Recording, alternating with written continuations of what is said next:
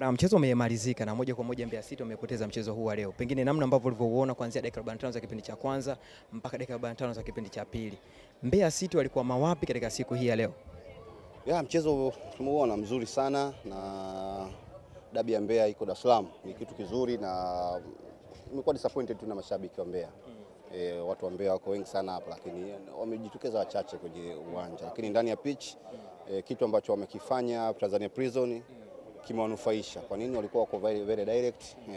Unajua uwanja nyasi bandia kama hujauzoea unasumbua kidogo. Kama kidogo Mbeya City uwanja ulikuwa unawasumbua.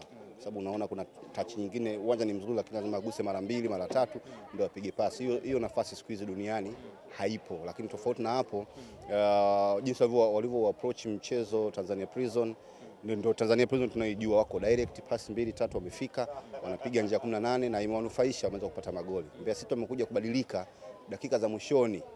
Mwalimu akwenda kaposisi sana ingie mpaka kwenye boksi. Nafasi hiyo siku hizi haipo. Na kama hauna watu wenye unyumbufu na ubunifu kupata magoli na kuwa kazi. Inawezekana mbele ya KMC walifanikiwa lakini hawa Prison ni wagumu kidogo. Kwa hiyo imekuwa ngumu kwao kuweza kupata matokeo kwa sababu nahisi mimi ni mbinu ya mwalimu ambayo iliwafanya wakae na mpira muda mrefu kuliko kutengeneza nafasi na kuwa direct kwenda kuwasumbua Tanzania Prison. Angalia Tanzania Prison ilivyokuwa. Mpira mmoja wa pili wameingia kwenye boksi, wamekosa, wamepiga nje ya 18 wamepata. Dakika kama 10 za mwisho Mwalimu Malale 50 alijaribu kufanya hicho kitu na tumeona kapata goli na wamekosa nafasi nyingine 2-3 ambazo wangeweza kusawazisha kupata sare. Kwa hiyo nadhani hicho kwa Mwalimu Malale atakuwa ameondoka nacho kwa sababu mechi nyingine ni hapa dhidi ya JKT. Timu ambayo pia inaweza kapossess. Kwa hiyo tutaona timu za possession mbili lakini yule ambaye mwenye uwezo wa kuwa na vitu binafsi anaweza kashinda mchezo. Ni mechi ambayo Tanzania Prison amedeserve kushinda leo jinsi alivyocheza. Nitakuwa sahihi nikizungumza kwamba mchezo umekuwa mzuri lakini umekosa kuwa na idadi kubwa zaidi ya mashabiki kama ungechezwa Mbeya. Ni kweli kwa sababu Mbeya City imepanda na wana Mbeya wanaipenda sana Mbeya City.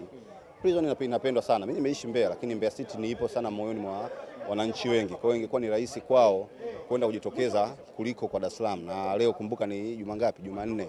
Siku za kazi, watu kuacha shughuli nayo na kuwa kazi kidogo kwa kuja saa 10 na nini. Inawezekana factors ziko nyingi lakini kwa Mbeya nadhani ungekuwa ni mchezo ambao umejaza mashabiki na hisia kwa sababu Mbeya City inafanya vizuri mpaka kabla ya mchezo ilikuwa inaongoza ligi. Kwa hiyo nadhani ingekuwa factor nzuri kuwaleta mashabiki wengi.